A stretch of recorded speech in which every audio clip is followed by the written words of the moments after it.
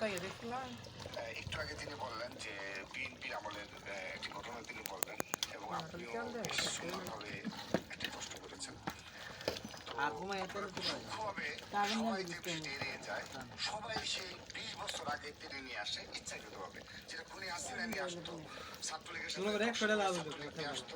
একটু ডুন্ডা গোলবার দে আমাকে বলতো পরে থাকে ডুন্ডা মিশু পরে চারবার